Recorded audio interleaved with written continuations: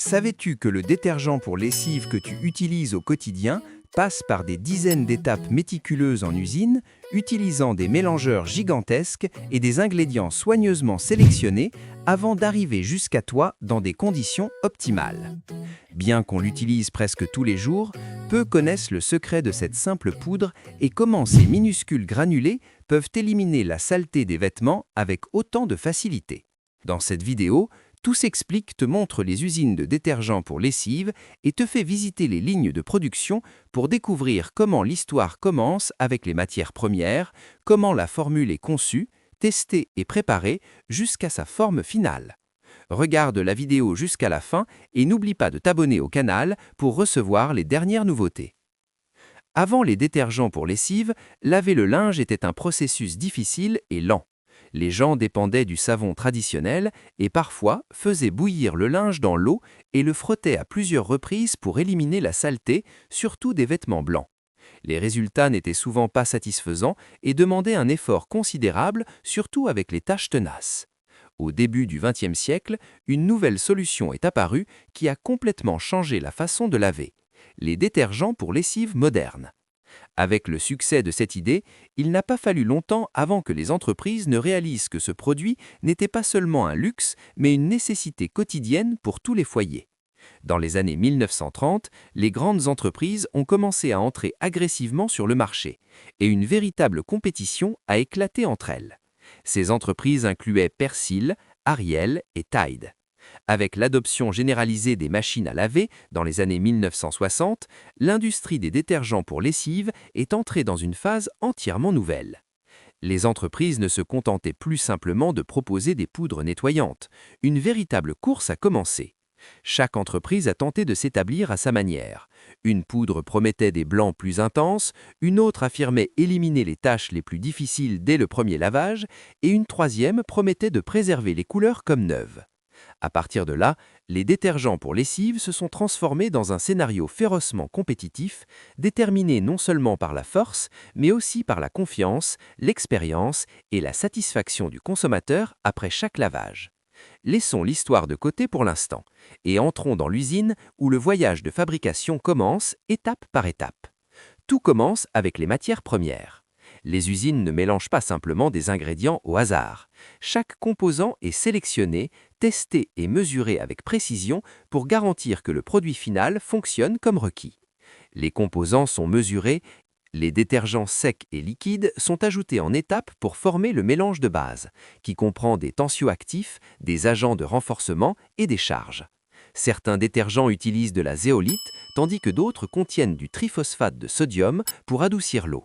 Parfois, du métasilicate de sodium est ajouté pour augmenter l'alcalinité, ce qui aide à éliminer la graisse et les taches tenaces. Ensuite, des colorants sont ajoutés pour donner au détergent sa couleur distinctive. Certaines formules restent neutres, tandis que d'autres nécessitent des couleurs vives, comme le bleu ou le vert. À des étapes ultérieures, des parfums sont ajoutés pour assurer la persistance de la fragrance et éviter sa dégradation lors de l'exposition à des températures élevées. Pour les détergents liquides pour lessive, les procédures sont complètement différentes. Le composant principal est l'eau, tandis que l'acide citrique est utilisé pour ajuster le pH, permettant aux ingrédients actifs d'agir plus efficacement.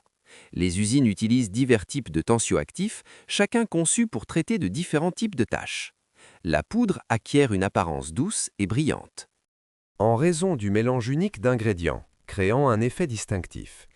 Une fois que les ingrédients sont entièrement mélangés, le mélange passe à l'étape suivante, où il est pompé vers une tour de séchage. Cette tour, une énorme structure verticale, conçue pour supporter une chaleur extrême, pulvérise le mélange à travers des buses, l'atomisant en minuscules gouttes. Simultanément, de l'air chaud à haute température circule, évaporant instantanément l'humidité. Ce qui reste sont des granulés creux, légers et facilement solubles. Le processus de séchage est minutieusement supervisé.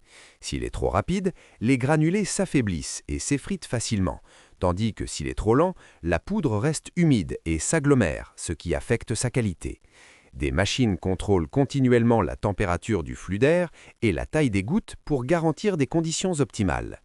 Une fois sèche, la poudre est transférée dans des conteneurs de collecte où elle refroidit avant de passer à l'étape suivante. À ce stade, le détergent de base est prêt, mais il reste encore beaucoup à faire avant qu'il ne soit prêt à être emballé. Certains ingrédients clés, comme les enzymes et les parfums, sont très sensibles aux températures élevées pendant le séchage. C'est pourquoi ils sont ajoutés plus tard. Les enzymes figurent parmi les additifs les plus importants, car elles sont très précises et ciblent des tâches spécifiques. Par exemple, les protéases décomposent les tâches à base de protéines, comme le sang et la sueur. Les amylases s'attaquent aux tâches causées par les amidons dans les aliments, et les élastomères décomposent les graisses et les huiles. Chacun d'eux contribue à garantir que les vêtements ressortent plus propres et avec moins de taches. Ensuite, des parfums sont ajoutés, soigneusement sélectionnés pour être doux pour les tissus et de longue durée, qu'il s'agisse d'un arôme citronné ou d'une fragrance fraîche et propre. Les parfums doivent bien se mélanger à la poudre sans s'effondrer avec le temps. Certaines poudres comprennent également des azurants optiques qui aident les tissus à refléter la lumière de manière à rendre les blancs plus éclatants et les couleurs plus vibrantes sans altérer la texture du tissu. Finalement, tous ces ingrédients sont mélangés à la poudre sèche grâce à un processus de mélange soigneusement contrôlé. Une fois le mélange complètement intégré, la poudre atteint sa forme finale. L'étape suivante est celle des tests et du contrôle qualité.